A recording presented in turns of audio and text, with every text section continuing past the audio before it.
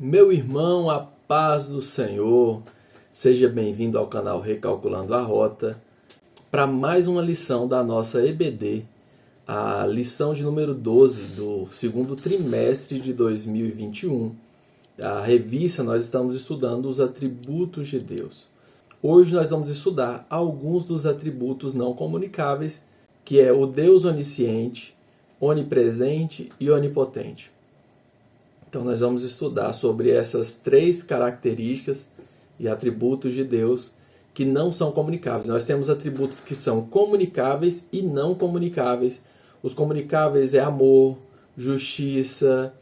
Esses atributos Deus comunicou com a sua criatura. Então o homem, em alguma proporção, tem um pouco desses atributos dos outros. Esses aqui são exclusivos de Deus e alguns outros. Para quem não me conhece, eu sou Davi Nascimento. Sou membro da Igreja Assembleia de Deus Essência de Vida, que é uma extensão da Assembleia de Deus de Sobradinho, Campo de Sobradinho, do pastor Lorival Dias, o presidente de Sobradinho. E a Igreja Essência de Vida é pastoreada pelo pastor Túlio Dias, que é filho do pastor Lorival Dias. Tem formação em psicologia e em teologia, bacharel em teologia e psicologia, atuo como psicólogo e faço parte do corpo de obreiros da minha igreja. Se você ainda não é inscrito, se é a primeira vez que está aqui, se inscreva no canal, nos ajude a compartilhar as mensagens de boas novas. Eu quero lembrar também a você que os slides dessa aula que eu vou utilizar aqui estará disponível num link aqui na descrição. Antes de começar a aula, eu quero dar uma indicação para vocês, esse livro aqui, que é a Declaração de Fé das Assembleias de Deus.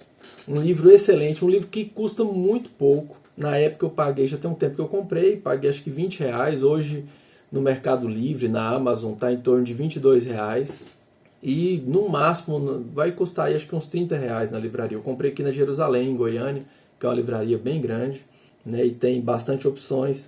Então nesse livro você vai encontrar temas sobre como a Assembleia de Deus vê as Escrituras, a estrutura dela, a classificação, o propósito das Escrituras, sobre Deus, sobre a Trindade, sobre a identidade do Senhor Jesus Cristo, sobre a obra de Cristo, sobre pecado e suas consequências, sobre salvação, sobre a igreja e outros temas importantes você vai encontrar aqui nessa declaração de fé das Assembleias de Deus. Então vamos à nossa aula hoje, que é a lição de número 12, tem como tema o Deus onisciente, onipresente e onipotente. Nós estamos estudando, conhecendo a Deus, os atributos de Deus. São 13 lições conhecendo um pouco mais sobre Deus. E eu separei uma frase do Parker que ele diz o seguinte: conhecer a Deus é crucialmente importante para a nossa vida. Para aqueles que não conhecem a Deus, o mundo é um lugar estranho, louco, penoso, e viver nele é algo decepcionante e desagradável.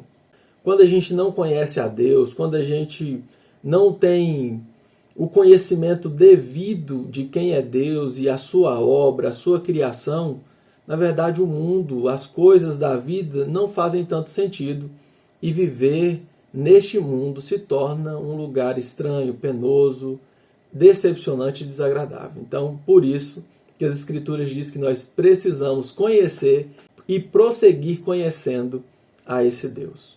Os objetivos da nossa lição é mostrar que Deus sabe tudo pela sua onisciência, falar que Deus está em todo lugar pela sua onipresença e ensinar que Deus tem todo o poder pela sua onipotência. O texto áureo, o texto de ouro da nossa lição, está no Salmo 139, o verso 1, que fala: Senhor, tu me sondas e me conheces. O Senhor nos conhece, no nosso íntimo. Verdade aplicada fala que conhecer os atributos de Deus aumenta a nossa fé, desperta para o buscarmos em todo o tempo e nos move a uma vida de adoração. Então, conhecer a Deus deve nos despertar e nos mover para buscar uma vida de adoração. Todo conhecimento deve nos levar à adoração. O texto de referência está no Salmo 39. Nós chegamos a ler o primeiro versículo, que fala que o Senhor nos sonda. E o texto de referência continua no Salmo 139, a partir do verso 2, que diz assim: Tu conheces o meu assentar, o meu levantar, de longe entendes o meu pensamento. Sem que haja uma palavra na minha língua, eis que o Senhor tudo conhece. Para onde me irei do teu espírito? Ou para onde fugirei da tua face? Se subir ao céu, tu aí estás. Se fizer no Sheol a minha cama, eis que tu ali estás também. Verso 15. Os meus ossos não me foram encobertos, quando no oculto fui formado e entretecidos como na profundeza da terra. Os teus olhos viram o meu corpo ainda informe, e no teu livro todas essas coisas foram escritas, as quais iam sendo dia a dia formada, quando nem ainda uma delas havia. Então o salmista tem essa consciência de que ele não consegue fugir desse Deus, esse Deus que sonda até os pensamentos dele, e principalmente ele não consegue fugir porque esse Deus conhece o salmista desde quando ele estava sendo formado, ou mesmo antes dele ser formado. Toda a vida do salmista já estava escrita no livro de Deus. Porque o nosso Deus habita a eternidade. Ele conhece o passado, ele conhece o presente, ele conhece o futuro, porque ele não se limita ao tempo e ele já habita a eternidade. Ele já habita, inclusive, o que nós chamamos de futuro. O primeiro tópico da nossa lição vai falar do Deus onisciente. A expressão onisciência é composta por dois termos: omni, que quer dizer tudo ou toda, e sire, quer dizer saber. Essa referência da Enciclopédia de Bíblia, Teologia e Filosofia, do Champlain. Trata-se da designação de uma das qualidades de Deus, seu conhecimento ilimitado. Deus possui conhecimento perfeito e absoluto. Inclusive, o conhecimento é perfeito, como eu disse um pouco antes, porque um Deus que habita a eternidade, ele conhece todas as coisas. Esse conhecimento absoluto é justamente por causa do seu conhecimento habitando a eternidade. Ele já habita onde nós chamamos de futuro. O subtópico 1 diz que Deus sabe de todas as coisas. Quando a gente lê Hebreus, o capítulo 4 e 13, o escritor da carta aos Hebreus diz que não há criatura alguma encoberta diante dele.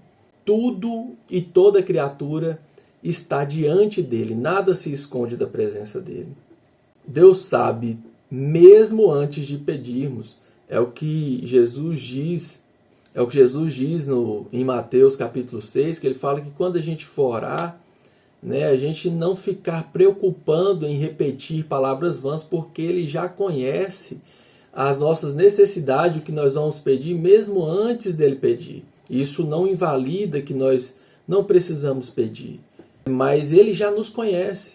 Tem hora que a gente quer usar palavras bonitas demais na oração, e ficar repetindo, porque o que Jesus está dizendo aqui não é uma questão de invalidar o que a gente precisa pedir, mas de não ficar rodeando demais, porque Deus conhece o que a gente está pensando. Às vezes você fica tentando falar palavras bonitas, e seu coração está desesperado. Diante de Deus a gente não precisa ficar tentando ser o mais polido. A gente precisa sim falar com Ele, abrir o coração, saber que estamos diante do Todo-Poderoso, do Deus Criador dos céus e da terra, mas não adianta também ficar inventando história, porque Ele conhece a gente no nosso íntimo. E aí Jesus diz que Ele sabe, mesmo antes da gente pedir, de brotar alguma coisa no nosso coração, Ele já sabe.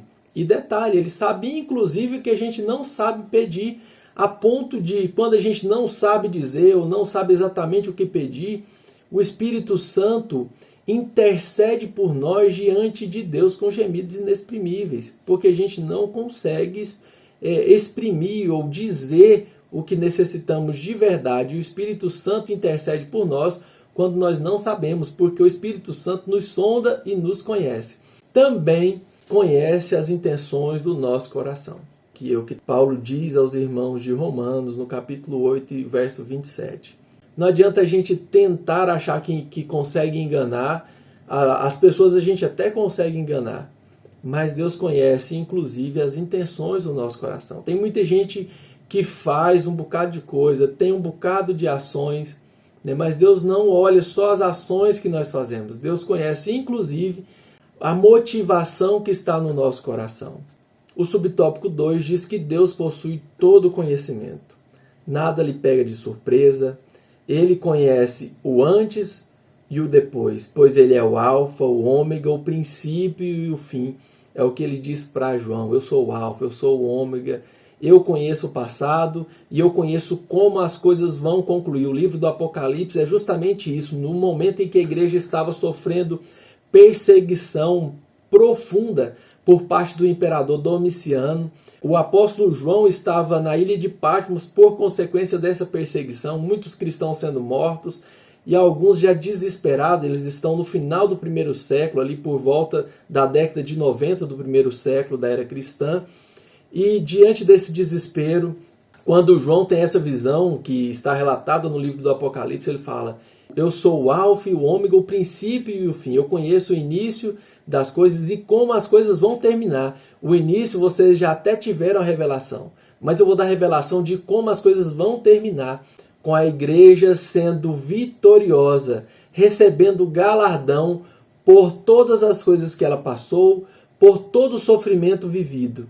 Diante da perseguição, diante das dificuldades da vida, o fim de todas as coisas, revelado aqui no livro do Apocalipse, é uma esperança de que nós somos vitoriosos e receberemos um galardão por tudo que vivemos aqui. Nada passa desapercebido aos olhos de Deus. É o que diz o nosso subtópico 3. Os olhos do Senhor estão em todo lugar, contemplando os maus e os bons. Tudo que acontece não passa desapercebido aos olhos de Deus. Às vezes você acha que está num lugar bem escondido e fala assim: aqui eu estou longe, né? Ninguém está me vendo aqui. Mas os olhos de Deus estão em todos os lugares e principalmente Ele conhece inclusive o nosso interior. Tópico 2, nós vamos falar do Deus onipresente. Aquele que está presente em toda parte ao mesmo tempo. Deus não está sujeito às limitações do ser humano. O ser humano é finito e só vai aonde consegue ir fisicamente. Esse atributo fala de um Deus que consegue estar em todos os lugares ao mesmo tempo. Aquela ideia da lei da física que Isaac Newton afirma que um corpo não pode estar em dois lugares ao mesmo tempo e que dois corpos não ocupam o mesmo lugar no espaço. Na verdade, o nosso Deus não está sujeito às leis naturais, a essas leis da física. De acordo com Strong, essa onipresença significa que Deus, na sua totalidade e na sua essência, sem precisar de difusão ou expansão, multiplicação, divisão, se dividir em várias partes para estar em um monte de lugar, sem precisar desses artifícios, ele penetra e ocupa o universo na sua totalidade. E quando a gente lê o livro do profeta Isaías, o capítulo 6, que o profeta diz que no ano que morreu o rei Uzias, que era seu primo, ele estava no templo e teve uma visão, viu Deus assentado no seu alto e sublime trono, e os seres celestiais diziam: Santo, Santo é o Senhor dos exércitos, e toda a terra está cheia da sua glória. O Isaías poderia estar desesperado, com medo do que poderia acontecer por causa da perda do rei, de um novo rei que viria, se as coisas dariam certo. O que nós vemos através dessa passagem do profeta Isaías é que toda a terra, não há um lugar sequer que não possa haver a presença de Deus. Não só a presença, mas a glória, a presença gloriosa de Deus está em toda a terra. Deus é espírito e não há barreiras para o conter. Não há como fugir da sua presença. É o que o salmista diz no Salmo 139, verso 7. E Jeremias também diz, no capítulo 23, esconder-se-ia alguém em esconderijos de modo que eu não o veja? Como o ser humano pode se esconder da presença de Deus? Não tem como. Esse subtópico me faz lembrar de quando Jesus encontrou com a mulher samaritana e ela pergunta, a hora que ela entende que está diante do Cristo, ela pergunta: onde a gente deve adorar? Os nossos pais diziam que é nesse monte. Os judeus falam que tem que ser em Jerusalém. Quando Jesus diz isso aqui, é muito importante para a gente entender algumas questões, porque acreditava-se que deveria adorar em Jerusalém, porque o que eles sempre ouviram era que Jerusalém era o lugar em que Deus escolheu habitar. Deus escolheu habitar em Jerusalém, então as pessoas iam até Jerusalém para adorar. Então, quando Jesus fala nem em Jerusalém, nem nesse monte, eu te digo que Deus é espírito e o que importa é que ele seja adorado em espírito e em verdade. O autor coloca aqui que barreiras, limitações físicas não pode conter o que é espírito. Deus se faz presente em todos os lugares. Inclusive, a adoração a esse Deus não pode estar limitada só a um lugar específico. Um Deus que é espírito, que habita em todos os lugares, ele precisa ser adorado constantemente. Porque antes se imaginava que deveríamos ir a um local para adorar. Hoje a gente entende que como Deus habita em todo lugar deve ser um local de adoração a Deus. A nossa vida constantemente deve ser uma vida voltada à adoração desse Deus grandioso, poderoso, que conhece todas as coisas e que está em todos os lugares. Ninguém pode se esconder de Deus. É o que está no texto de Jeremias, capítulo 23. Sou eu apenas Deus de perto, diz o Senhor, e não também Deus de longe? Esconder-se-ia alguém em esconderijos de modo que eu não o veja? Diz o Senhor. Porventura não encho eu os céus e a terra? Diz o Senhor. Esse texto foi escrito, ou essa mensagem foi proferida em um momento que Israel está prestes a ser levado a cativeiro. E muitos acreditavam que era impossível eles serem levados cativos, porque o templo de Deus, o lugar que Deus escolheu habitar, estava em Jerusalém. Então muitos acreditavam que podia fazer qualquer coisa e que aquela cidade nunca seria destruída, porque aquela era a cidade de Deus. E aí Deus fala: por acaso eu estou preso a lugar? O que ele está dizendo é isso. Eu sou Deus só de perto, eu não posso ser Deus de longe. Eu sou Deus de perto e de longe, ou seja, vocês vão para o cativeiro, vocês passarão esse tempo lá e eu continuo sendo Deus, eu continuo sendo Senhor e vou manter a promessa que fiz a Abraão, mesmo vocês estando lá. Eu não mudo, eu continuo sendo quem sou. Deus está presente em todos os lugares. Não adianta mudar de cidade, de país, tentar fugir da presença de Deus.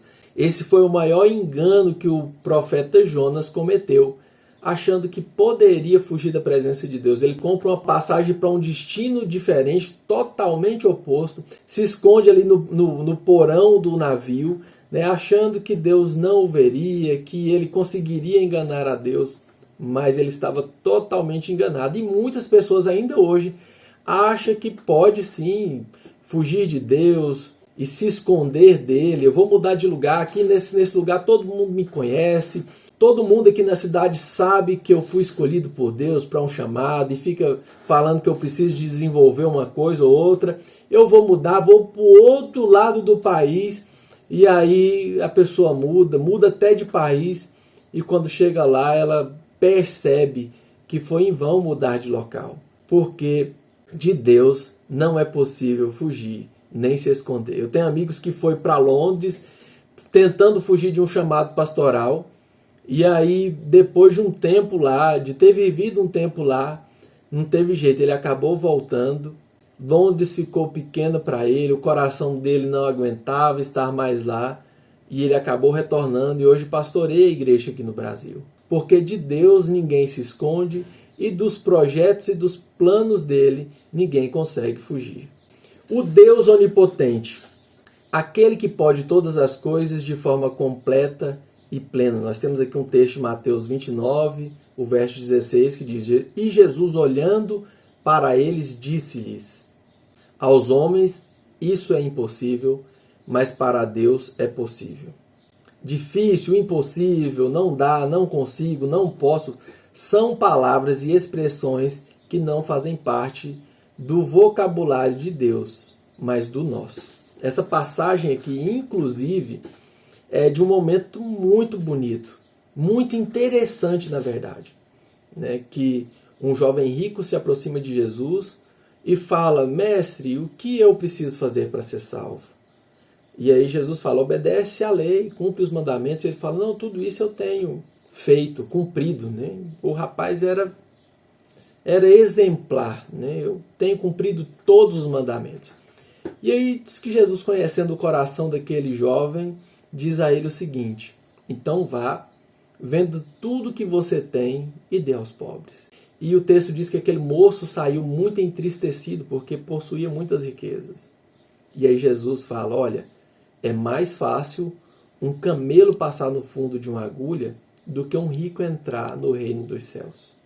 Algumas pessoas tentam dizer que se tratava de uma porta em Jerusalém, e Jesus está dizendo de algo difícil mesmo. Aquelas pessoas da época conheciam Jerusalém a fundo, conheciam todas as portas de Jerusalém, por onde passaria camelos, né? E as pessoas veem como algo impossível. Então eu acredito que Jesus estava falando do fundo mesmo de uma agulha. E Jesus fala para eles o seguinte: aos homens isso é impossível, mas a Deus tudo é possível. Então aquele moço que achava que poderia fazer algo para se salvar, que poderia, ele tinha conquistado inclusive muitas riquezas e achava que poderia fazer algo para se salvar. Ele vai até Jesus e percebe que pelo esforço dele seria impossível. O rico, ele acha que pode tudo. Ele conseguiu riqueza e ele vai conseguir qualquer coisa. Ele acha que as coisas funcionam assim. Muitas pessoas que possuem riquezas, a maioria, acham que não depende de Deus. Na verdade, o ser humano, em algumas proporções, tem a tendência de achar que para algumas coisas não precisa de Deus. E aí Jesus fala: olha, para o homem é impossível, mas para Deus tudo é possível. Todas as coisas são possíveis para Deus. E principalmente no quesito de salvação, não depende de nós, depende de Deus. Nós somos incapazes de conseguir por nós mesmos a nossa salvação. Tem um detalhe que eu inclusive anotei aqui, eu pesquisando sobre o assunto, e encontrei um autor, né, de uma teologia sistemática, colocando a seguinte questão: um Deus onipotente optou por esvaziar-se da sua onipotência, optou por esvaziar-se da sua onipresença e da sua onisciência e se fez homem. É o que Paulo diz na carta aos Filipenses, que nós precisamos ter Cristo como modelo de servo. Que mesmo ele, sendo Deus, não optou ser igual a Deus, antes se esvaziou e se humilhou-se para viver como homem. E como homem esteve sujeito a morrer na pena e no tipo de morte mais cruel, que só era destinado aos piores bandidos da época, a morte de cruz.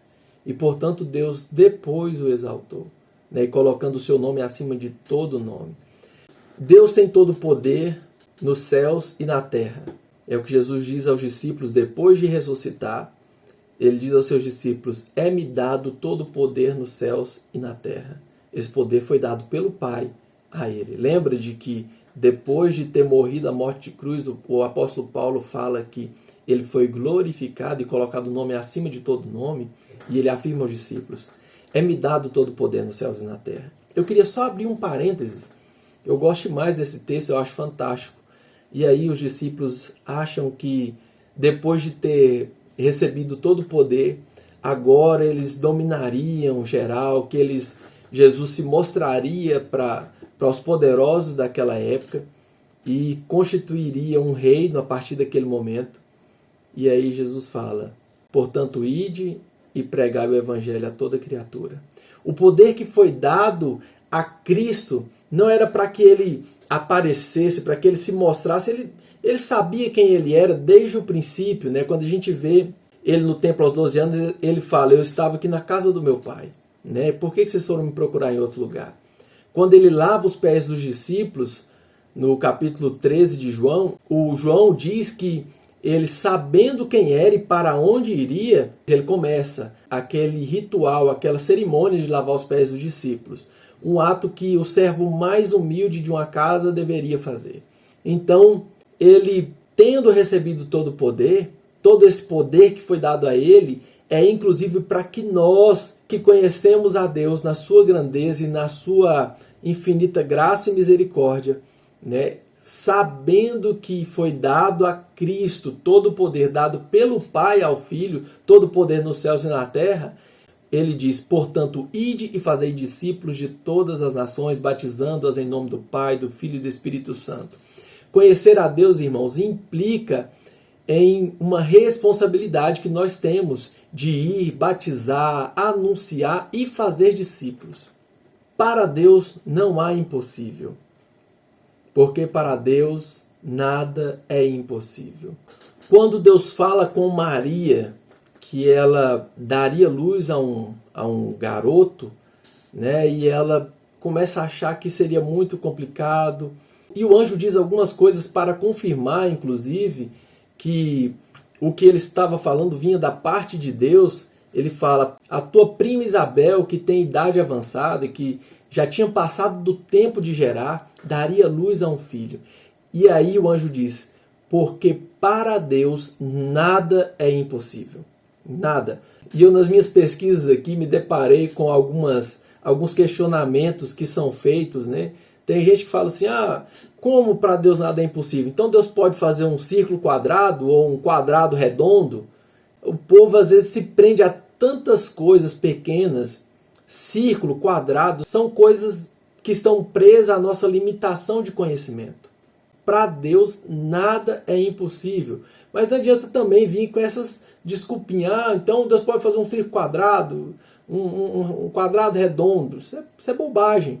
Nós estamos falando de coisas que para o ser humano seria impossível. Uma mulher de idade gerar um filho, o mar se abrir, criar todas as coisas a partir da sua palavra, criar céus e terra, universo, a partir de uma palavra. Eu não consigo nem mandar meu menino banhar e ele ir. Se eu falar para meu filho, Antônio, vai tomar banho, daqui a pouco ele está enrolando e ainda não foi tomar banho. Né? Mas Deus, com a sua palavra, disse, haja luz, houve luz, haja separação entre água e terra. Então, para esse Deus, nada é impossível. Nesse caso, era uma mulher de idade avançada, dando luz a um menino, que no caso é o João Batista. Privilégio de poder estar à sombra do Onipotente. Nós temos o privilégio de estar guardados à sombra desse Deus onipotente, que é o que nos diz o Salmo 91. Nós temos essa bênção de estar protegidos à sombra do Onipotente, desde que habitemos no esconderijo do Altíssimo. Nós só conseguimos essa bênção de ser guardado por esse Deus onipotente a partir do momento em que nós habitamos ou vivemos debaixo dos preceitos desse Deus Altíssimo. Ora, aquele que é poderoso para fazer tudo muito mais abundante, além daquilo que pedimos ou pensamos, segundo o poder que em nós opera. Então Deus é capaz de nos proporcionar abundantemente, muito além do que pedimos ou pensamos. Porque o coração do homem é enganoso. Eu estava lendo, preparando uma mensagem aqui, e lendo o Salmo 37, o verso 4. O salmista diz que nós precisamos entregar os nossos caminhos ao Senhor e Ele satisfará os desejos do nosso coração. E muitas vezes nós pensamos que se trata de uma barganha aqui. Eu quero um carro novo, eu quero um emprego novo, e aí eu vou entregar meus caminhos ao Senhor. Eu vou fazer campanha de jejum, campanha de oração. Mas, na verdade, quando eu entrego os meus caminhos ao Senhor, ou seja, eu começo a viver a vontade de Deus, de acordo com o que Deus preparou e projetou para que eu caminhe, a partir de então, o Deus que conhece o meu íntimo, as minhas necessidades, Ele será capaz de me proporcionar alegrias que eu nem imaginei que seria daquela forma, porque Ele sabe exatamente o que eu preciso. Então Ele será capaz de satisfazer os desejos do meu coração, inclusive os desejos que eu nem sei que eu necessito. Desejos que podem satisfazer o meu íntimo, que nem eu conheço. E a partir do momento que eu entrego todos os meus caminhos nas mãos desse Deus, e o que o Paulo diz, que Ele é poderoso para fazer muito mais abundantemente além daquilo que pedimos ou pensamos. Porque o que nós pedimos e pensamos é limitado diante de tudo que Deus conhece sobre nós, de tudo que Deus sabe que nós realmente precisamos. Então, para concluirmos essa lição, nós precisamos entender que o intelecto humano é pouco para alcançar o entendimento pleno dos atributos onisciência, onipresença e onipotência de Deus. Mesmo Deus tendo todos esses atributos, Ele decidiu se revelar ao ser humano e com ele se relacionar. Desde que nós começamos a entender e conhecer os atributos de Deus, Ele só fez isso para que nós nos aproximássemos dele. E conhecer a Ele implica em relacionar com Ele. Conhecer o seu poder implica em assumir responsabilidades desse Deus que mostra qual é o seu plano para a humanidade, o que Ele espera de nós. Então você que esteve aqui até esse momento, que entendeu que Deus tem conhecimento de todas as coisas, Ele habita a eternidade, Ele conhece passado, futuro, presente, tem poder sobre todas as coisas, Ele está presente em todos os lugares. Esse Deus espera que você possa viver de forma plena, confiando toda a sua vida, todas as suas coisas, lançando sobre Ele todas as suas ansiedades, porque Ele é fiel para cuidar de você, porque só Ele é capaz de dar sentido pleno à sua vida. Enquanto você deixar que Deus governe só parte da sua vida, apenas parte da sua existência encontrará plenitude. Amém? Um abraço e fique na paz, que Deus te abençoe e que você possa desfrutar a cada instante da presença de Deus que habita em todos os lugares, que você possa aproveitar da glória de Deus que enche toda a terra e que enche a sua casa, que enche o seu trabalho e que enche os ambientes em que você está. Basta você entender que a glória dele está presente e que você viva por completo a presença e a plenitude desse Deus. Um abraço e fique na paz.